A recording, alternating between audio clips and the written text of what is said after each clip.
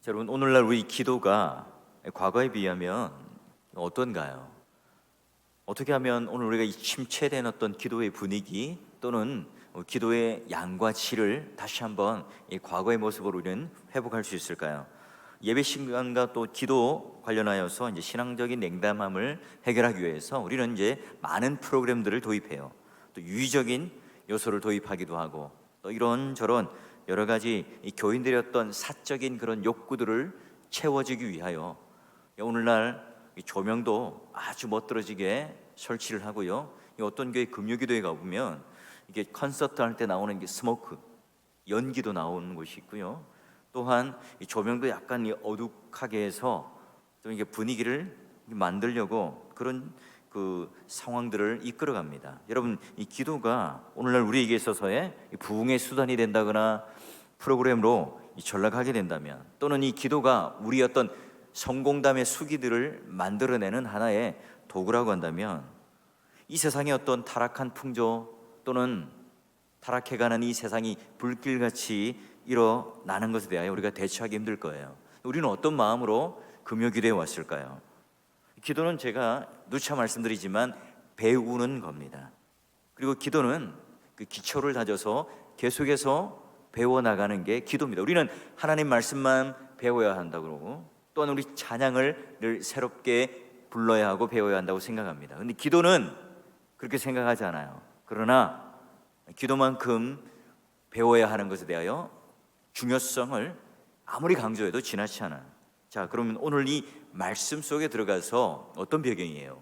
귀를 먹고 말을 더듬는 자, 그 장애우를 예수님 앞에 데려옵니다. 그리고 안수해달라고 그러죠. 이게 궁결한 마음으로 진짜 이가 고쳐지길 원하는 마음이었는지, 아니면 예수님께서 진짜 그런 신적인 능력을 가진 메시아가 맞을까 시험해보는 것인지는 모르겠어요. 근데 예수님께서 그를 따로 데리고 가셔서 두 손가락을 귀에 넣으시고, 그리고 귀를 먼저 열어주시고 침을 뱉어서 혀에 손을 대셔서 말을 하게 하시죠. 그리고 에바다, 귀와 혀가 열리도록 하시는 그 기적을 보여주세요. 여러분, 이 장면에서 우리가 좀 유념해서 볼 것, 예수님께서 혀를 먼저 여셨나요? 귀를 먼저 여셨나요? 귀를 먼저 여셨어요. 듣는 것이 바로 우리가 일상적으로 볼 때 말하는 것보다 앞서죠. 예수님께서 바로 혀를 먼저 풀어주시는 것이 아니라 귀를 먼저 열어주셨어요. 아이들이 말을 하기 직전에 수없이 많이 들어야만 말을 할 수 있는 것처럼 오늘 우리가 반응을 한다, 표현을 한다, 말을 한다. 기도도 마찬가지입니다. 기도는 하나님과 나누는 인격적인 대화죠.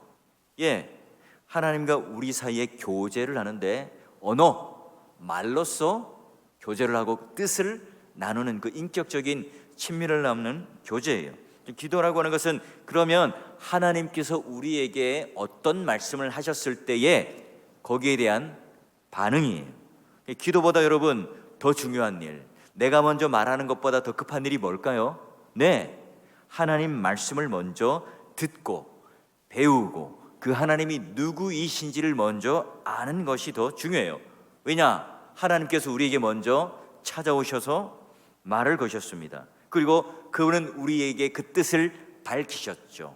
그 뜻을 이해하고 또한 그 뜻에 대하여 반응하는 게 기도입니다. 여러분, 기도하는 대상이 바로 사람이라면 사람의 말을 들으면 되죠. 오늘 내 소원을 들어주고 내 인생의 모든 것을 책임져주고 나의 모든 구원에 대하여 보증을 해주는 사람이, 또 내 눈에 보이는 그런 인간이라면 인간의 말을 들으면 됩니다. 그러나 여러분, 우리가 하는 이 기도의 대상이 누구죠? 변하지 않는 신실한 우리의 구원을 책임지시는 그 믿음의 대상이 되시는 그분이 바로 오늘 우리가 기도를 하는 대상이고 기도를 받으시는 분이에요. 그럼 하나님 말씀을 들어야 하고 오늘 그분과 우리가 인격적인 대화를 한다는 것은 결국 그분이 오늘 어떤 존재이시고 그분이 지금 나에게 어떤 말씀을 하시고 어떻게 나에게 뜻을 전달하시는가, 여러분 그걸 먼저 우리가 들을 수 있어야 기도를 할 수 있어요. 그걸 들을 수 있어야 찬양을 할 수 있죠. 하나님을 아는 만큼 우리는 뭐예요? 자랑을 할 수 있어요. 기뻐할 수 있죠. 믿음이 자랄 수 있습니다. 자, 그러니 여러분, 기도가 하나님 말씀에서 시작되지 않는다면 우리의 기도는 이방인의 기도와 다를 바 없습니다. 자, 여러분, 성경 말씀을 모르고도 기도는 할 수 있죠. 그럼 대부분의 여러분 종교인들이 다 기도합니다. 어쩌면 여러분 기독교인들보다 다른 종교의 신자들이 더 많은 기도를 해요. 이런 무슬림 지역에 한번 가보셨나요? 예, 중앙아시아나 또는 무슬림 지역 쪽에 있는 그런 곳에 방문해 보면요, 예, 하루에 5번씩 사이렌이 울립니다. 무릎 꿇고 기도해요. 이 엉덩이를 들고 무릎을 꿇고 기도합니다. 여러분, 요즘 웬만한 공항을 가보세요. 다 기도 처소가 있어요. 그 기도 처소가 어디입니까? 예, 바로 무슬림들이 이용하는 기도 처소입니다. 그리고 여러분, 불교 신자들도 얼마나 공을 들여서 산 꼭대기까지 가서 기도하고 빌고 또한 절하고 또 기도의 모든 일은 수행하는 일들이 많습니다. 그런 불자들이 많아요. 자, 우리는 대체 그러면 누구에게 기도를 하는 것이고 우리의 기도의 내용은 과연 무엇이냐는 거예요. 너무나 당연한 질문이고 또 너무나 당연한 답을 하시겠죠. 여러분, 기도도 중요하고 예배도 중요합니다. 그런데 그 기도를 하는 대상, 예배를 받으시는 대상이 누구인지를 먼저 알고 그 대상이 또 누구인지 모른 채 우리가 기도를 한다거나 예배한다는 것은요, 수치 넘는 그런 편지를 보내는 것과는 마찬가지입니다. 마치 우리가 화를 쏘지만 목표 없이 허공에다 쏘는 것처럼, 마치 우리가 말은 많이 하지만 넋두리하는 독백을 하는 것과 마찬가지입니다. 들어줄 사람이 없고 그걸 가지고 소통할 사람이 없다면 그건 대화가 아닌 거예요.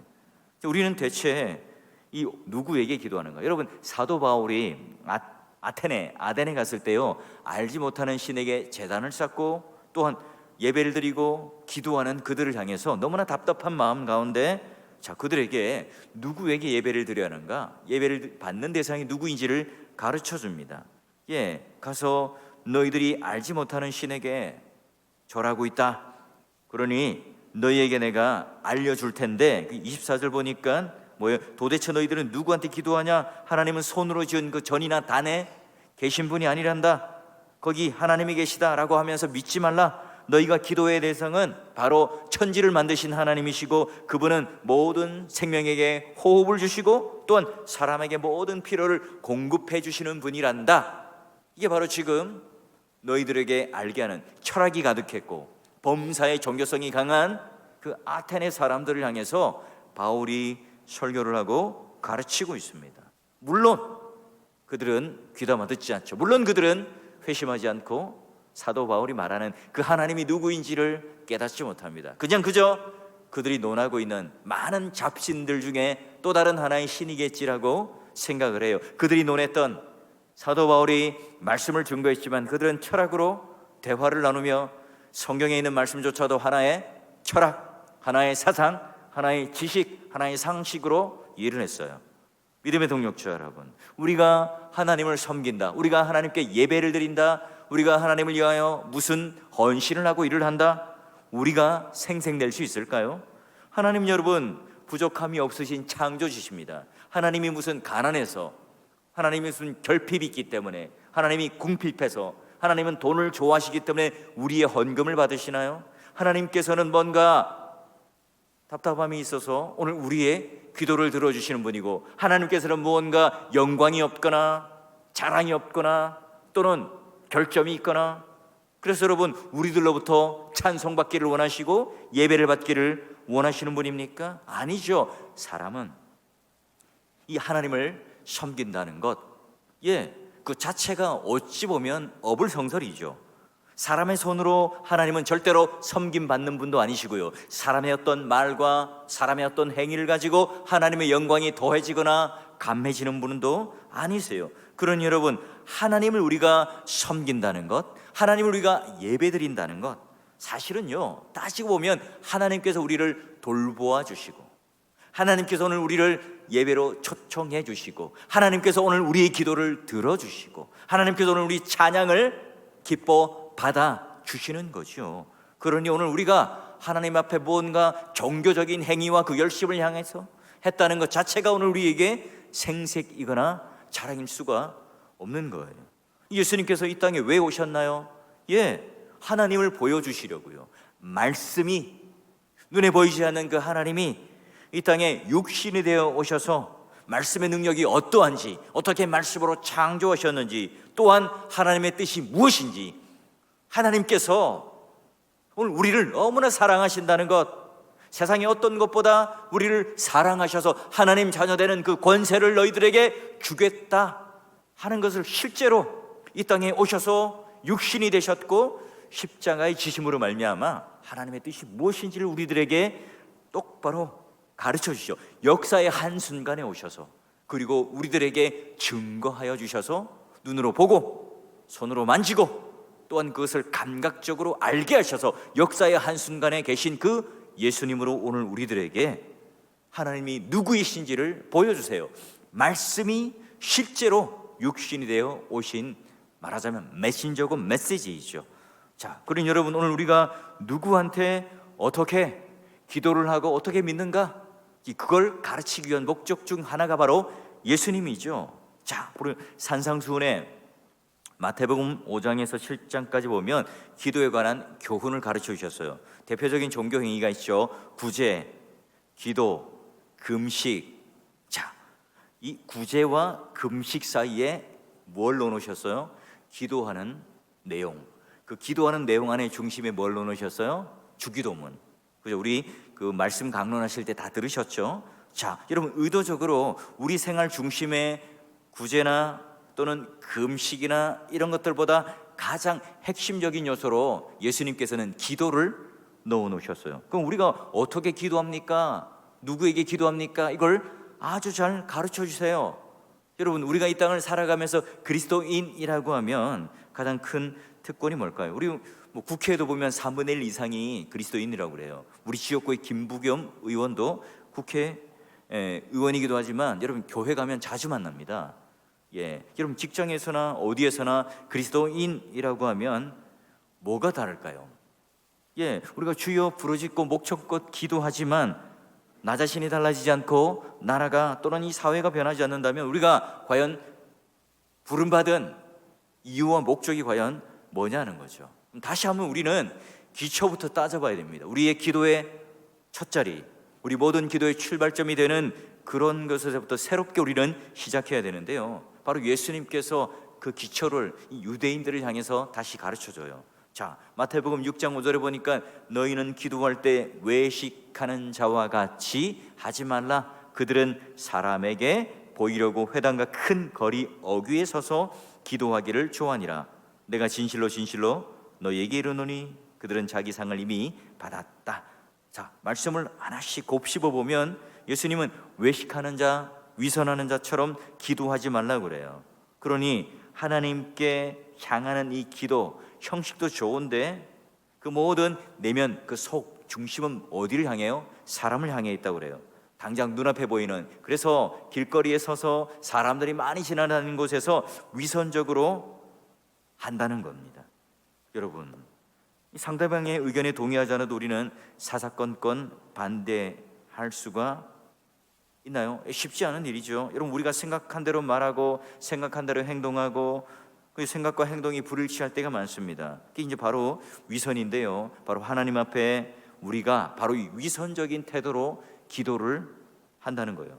이런 생각을 하면서도 겉으로는 저런 기도를 할 때가 있고, 심지어 하나님을 향하여 온전하고 순전한 동기에서 기도하는 것이 아니라 사람에게 잘 보이려고 기도하는 때도 있다는 거예요. 그럼 여러분, 이 기도를 받는 대상이 누굽니까? 하나님이 아니라 사람을 의식했고 바로 사람에게 하는 기도인 거예요. 그럼 사람을 향해서 하는 기도의 특징이 뭐냐? 길거리 어귀에 서서 큰 회당 앞에서 기도를 해요. 사람들이 많이 모이는 곳을 택하죠. 사람들이 많이 왕래하는 곳에서, 시선이 있는 곳에서요. 왜요? 내가 기도 많이 하는 사람이라고, 내가 기도 잘하는 사람이라고, 내가 미사 여구를 통해서 내가 아주 좋은 언변으로 누구보다도 나는 은혜롭게 기도하는 사람이라고, 예, 그런 소리를 듣고 싶기 때문에, 그런 주목을 받고 싶기 때문에 그래요. 여러분, 이런 자들은 예수님께서 뭐라고 그래요? 이미 그 상을 다 받았다. 여러분, 하나님께서는 그러니 우리가 하나님을 어떤 분이라고 알고 있는지, 그 하나님을 향해서 우리는 어떻게 만나야 하는지를 가르쳐줘요. 마태복음 6장 6절에 보니까 장소와 그리고 그 대상 되시는 아버지를 어떻게 인식하며 나가는가 가르쳐 줍니다. 너는 기도할 때에 어디에 들어가서요? 골방에 들어가서. 그리고 아버지가 은밀한 가운데 계신데 그분께 기도하는데, 은밀한 중에 보시는 그 아버지가 어떤 아버지요? 내 아버지라고 하는 거예요. 예수님은요, 대낮에 동네 어귀에 가서 큰 거리, 회당 앞에서 기도하는 사람들과는 달리 골방에 들어가서 기도하라 하는 거예요. 골방, 내실, 밀실, 어느 누구도 들어오지 않는 나만의 공간이죠. 왜 여러분 골방에서 하나님을 만나야 할까요? 그래야만 하나님과 나의 사이가 집중할 수 있죠. 하나님과 이 자녀가 온전히 다른 방해를 받지 않고 대화하기를 원해요. 하나님께서 우리에게 원하시는 게 뭘까요? 업적, 돈, 큰 행적 아니겠죠. 하나님 자녀라는 존재 그 자체예요. 여러분, 골방이라는 개념이 뭘까요? 우리가 알듯이 그러면 금요기도회나 이렇게 공적으로 나오지 않고 우리만의 골방, 숨어서 은밀히 기도하라는 건가? 그런 의미가 아니죠. 이 골방이라는 의미가 뭡니까? 장소적으로 사람이 안 보이는 또는 사람이 없는 곳에서 나만이 누릴 수 있는, 내가 하나님만을 온전히 만날 수 있는, 여러분, 이곳이 아무리 많은 사람들이 있더라도 내가 하나님과 친밀한 관계 속에 하나님 뜻과 그 심정을 통한다면 지금 여기가 뭐예요? 여러분만의 골방이에요. 예배 드릴 때 온전히 하나님 말씀이 나에게 내 심령 가운데 꽂히고 있다면 그 시간이 여러분의 골방입니다. 내가 지하철을 타고 가고 있더라도, 내가 버스를 타고 가고 있더라도, 내가 이 가정 간에 굉장히 혼란 가운데 많은 그런 걱정과 염려가 있더라도, 그러나 내가 그 환경에 흔들리지 않고 하나님 뜻과 하나님께서 말씀하시는 것이 무엇인지를 알고 그 하나님과 대화를 하며 기도를 하고 있다면 그 시간과 그 장소는 뭐예요? 골방이에요.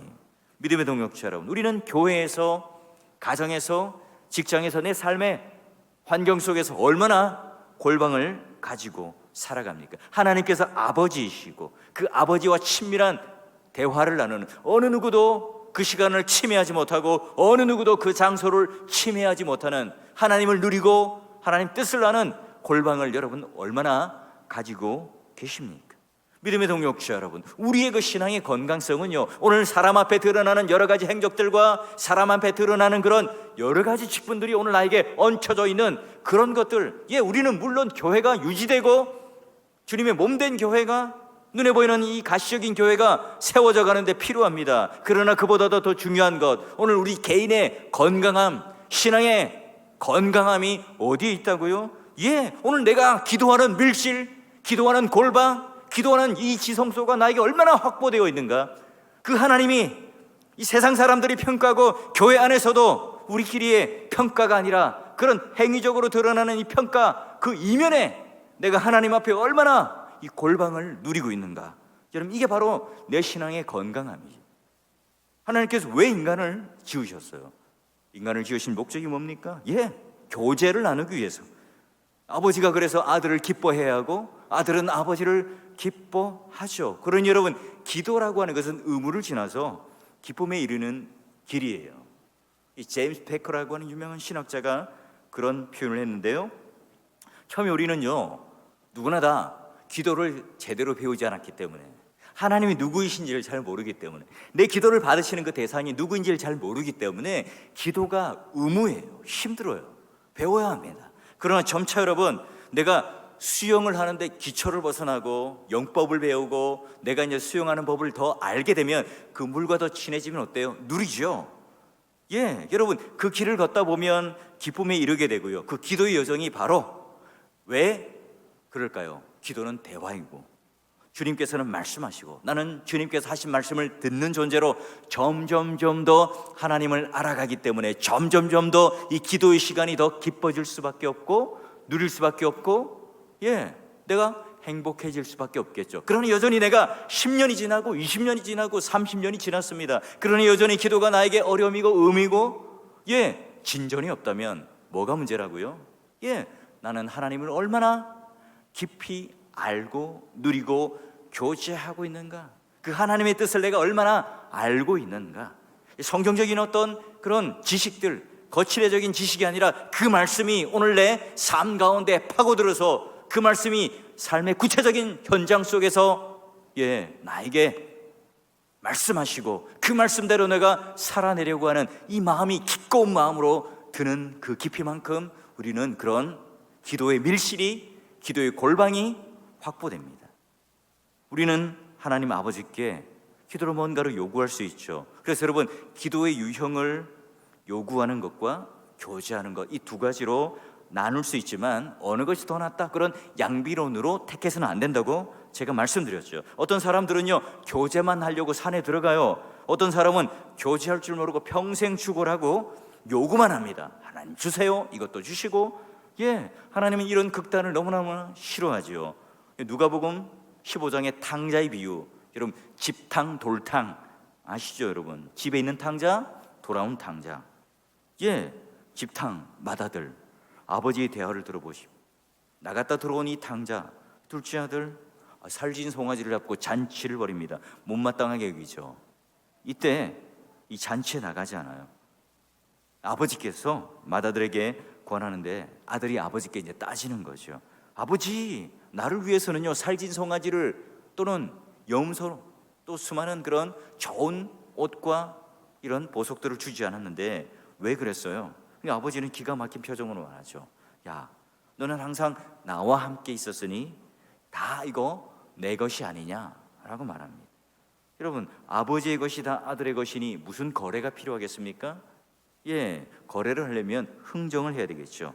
오늘 예수님께서 바로 이 아버지로서의 그런 기도의 대상이 되는 것을 기도의 출발점으로 삼으세요. 자, 첫 번째는 바로 골방이라는, 밀실이라고 하는, 하나님을 깊이 누리는, 외식적이고 사람들에게 보여지는 기도가 아니라 하나님을 깊이 하는 골방을 너희들은 먼저 확보하라. 그리고 나서요, 6장 8절에 보니까 하나님을 뭐라 불러요? 너희 아버지께서 아신다.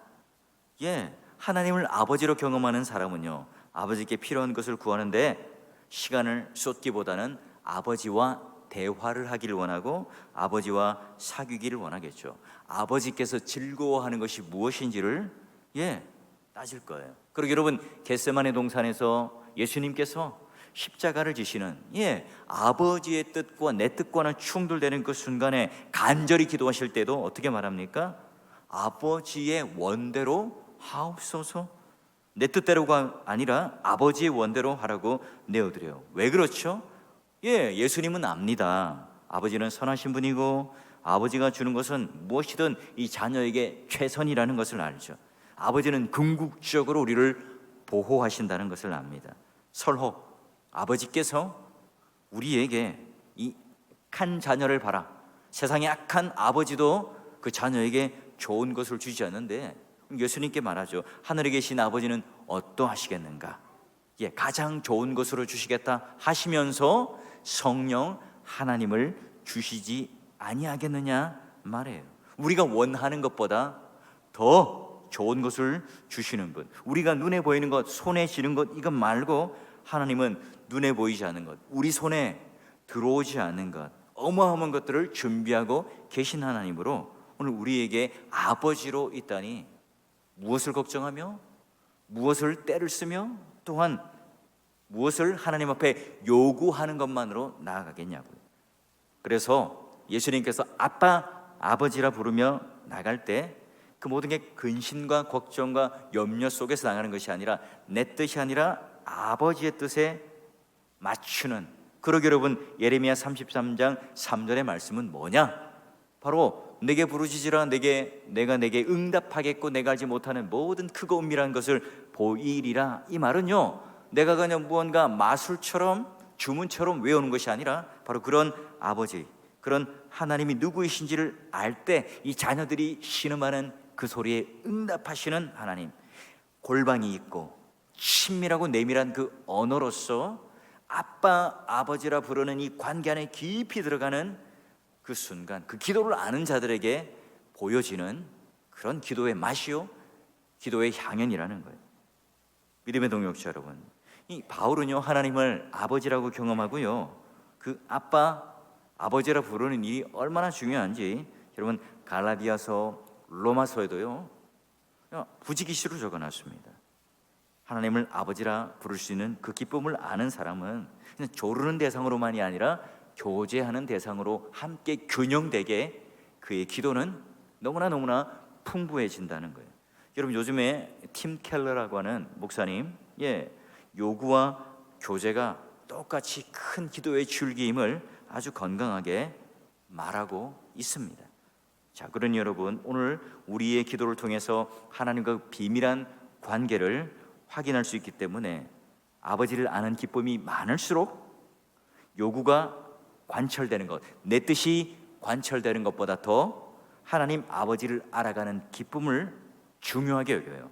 그래서 우리의 욕심과 우리의 목표와 우리의 갈망이 오늘 내가 이 땅에서 얼마나 많은 것들을 쥐고 있는 것이 아니라 오늘 하나님께서 나에게 어떤 뜻을 가지고 계시고 오늘 내 기도를 들어주시는 하나님은 누구이시며 오늘 내가 그 골방 안에 들어가 하나님과 만나고 교제하는 이 놀라운 기쁨과 그리고 감사와 즐거움이 무엇인지를 아는 것이 진짜 우리에게 큰 기쁨이고 행복이 된다는 거예요. 그게 바로 예수님께서 누리셨던 거죠. 우리는 왜 기도하죠?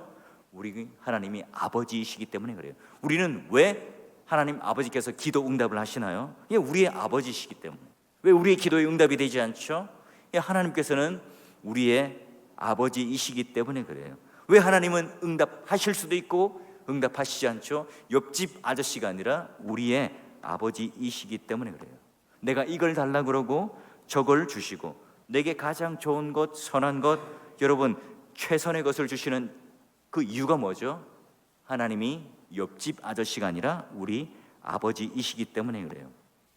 그러니 하나님을 아빠, 아버지라 부르는 사람은요 걱정이 없죠. 여러분, 아빠가 되면 걱정이 많아요. 아버지가 되면 걱정이 많잖아요. 엄마가 되면 걱정이 많지 않습니까? 아이들의 특징이 뭐죠? 고민과 염려와 걱정이 없습니다. 여러분, 4살짜리, 5살짜리 불면증, 상처 이런 말 들어보신 적 있습니까? 없어요. 그들은 아직까지 바로 불면증이나 이 두려움에 시달리지 않아요. 밤에 밤잠을 못 자는 우리 아이들이 있습니까? 세상 돌아가는 형편을 보면 어른들은 어때요? 잠이 잘 안 올 때가 많죠. 막 눈을 감았는데 억울한 일이 갑자기 생각나기도 하고, 눈을 감았는데 3년 전에 돈 떼인 것도 생각나고, 눈을 감았는데 10년 전에 남편이 나에게 했던 섭섭한 말도 생각이 나요. 다른 건 다 까먹는데 그런 게 어떻게 잘 기억에 남는지 몰라요. 그치, 막내 아들도요 항상 재울 때 내가 침대 가서 그 막내를 재우리라 이렇게 말합니다. 왜죠? 그건 지가 알아서 자거든요. 제일 쉬운 게 잠이 오는 그 순간에 있는 아이를 재우는 거잖아요. 여러분, 기도할 때 잠잠히 우리는 아버지를 묵상하고요, 또 나직이 아버지를 부르며 기뻐할 때, 기도할 때마다 우리는 하나님 아버지라고 부를 때 그 부름을 통해서도요 우리 인생의 목적이 어딘지를 알아요. 갈 곳이 어디 있는지를 알죠. 근데 기도를 들어주는 이 대상이 뭐 인간도 아니고 없어지는 돌 동상도 아니고 하나님 아버지라는 사실 때문에 우리는 믿음 또는 신뢰를 가지고 힘있게 재미있게 누리면서 우리는 기도할 수 있는 특권을 가진 자들이에요. 내가 설교를 한번 이제 들어봤는데요, 어떤 분의 이제 설교 외화 중에요, 대지 목표는 45도가 이렇게 딱 돼서 안 올라와서요 절대로 하늘을 볼 수 없답니다. 죽을 때까지. 굉장히 불쌍하죠. 그래서 그 목사님이 하시는 말이, 그 불쌍해서 너무 돼지가 이렇게 딱 들고 하늘을 좀 다 보여주고 싶다고 그래요. 여러분, 지금까지 우리는 어때요?